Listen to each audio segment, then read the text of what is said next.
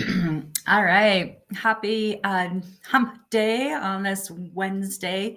And welcome to Getting Over the Hump and Into God's Heart. This is a series of how many episodes? I'm not sure, but here we are in episode 12. Just me sharing from my heart what I believe is God's heart for you and for the world. This is especially for anyone who's maybe been hurt by religion, church, or other people, and just don't know, how God can possibly fit into all of that.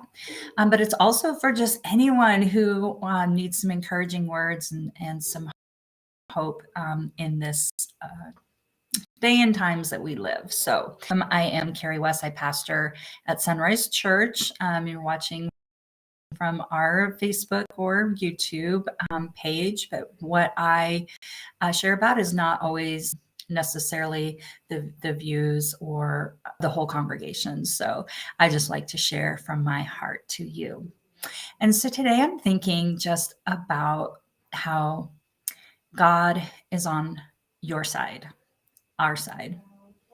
We just celebrated Easter on Sunday, and we celebrate Easter not because there was some magical bunny that appeared in the world, but that there was this miraculous event of Jesus's resurrection, being raised from the dead. And we don't know how that really happened. And, we don't necessarily know all of the details or all of the facts about it. But what we do know is that God is a God who is love, right? We've talked about that God is the creator of all things, that God is all about making things new and creating anew. And so when we rest in that knowledge of God, then the resurrection seems to make sense. And really, we see resurrection all around us. Every spring, we see new life blossoming, blooming, sprouting, from the trees and plants to the warmer weather. And so it's just a reminder that there is always this recreating that's going on.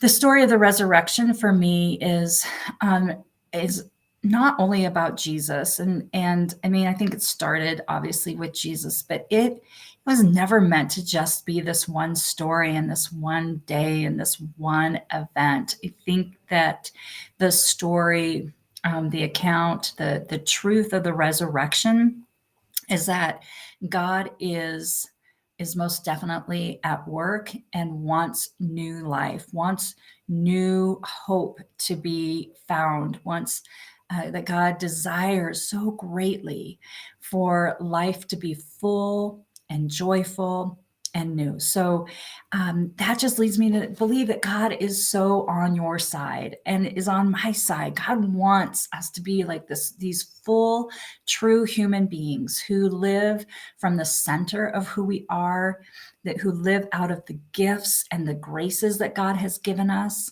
That if we could really see ourselves as God sees us, then we would be able to see others as God sees them.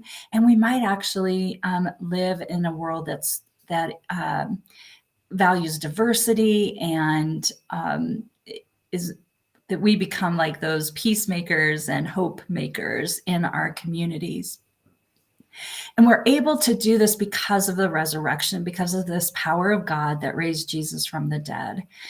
Because in that, in the death and resurrection of Jesus, we understand that the things that would separate us from God, you can call it sin, you can call it mistakes, you can call it rebellion, you can call it turning away from God, however you want to think about it. But this death and resurrection of Jesus really allows us to understand that God forgives and that God forgets. We have a hard time forgetting when we forgive people, but God does not have trouble with that. I believe it with my whole heart, because I would not be here sitting in front of this computer screen, sharing God's heart with you if I haven't lived that. If I haven't been able to understand or receive God's love and forgiveness, despite everything from my past, like I can be a new creation because of this resurrection power. So God is on your side. God wants this for you. God desires for you to live the fullness of who you are, who God created you to be, how God knit you together to be in your mother's womb. And I'm not talking about gender, and I'm not talking about sex, and I'm not talking about any of that. I'm talking about the very soul of who you are, the very essence of who you are. And if God is love, then that is also the very essence of who we are as love. And that we have these gifts, right, to make this world, God's creation, a new and better place all the time. I don't know if there's anything, how to say anything more about this, because I think this is very crucial to understand that God is for us. God is for you.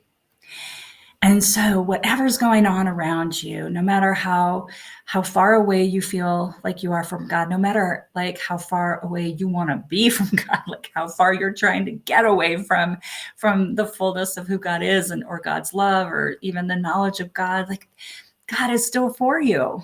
Like you don't have to worry, because God is so much God doesn't have the same kind of reactions we do when people reject us. Like, we just say, well, fine, I don't need that. But God's not like that. God is going to keep pursuing you and be with you and be on your side. So I hope that, or I pray that this gives you hope today, that no matter what is going on, if you are in the midst of a trial, just a really hard spot, if you are in the midst of like fighting a disease, if in the midst of wondering if there's any worth to you, to your life, to your being, if you are just so upset something, even if it's God, I want you to know that God needs you to know that He is for you.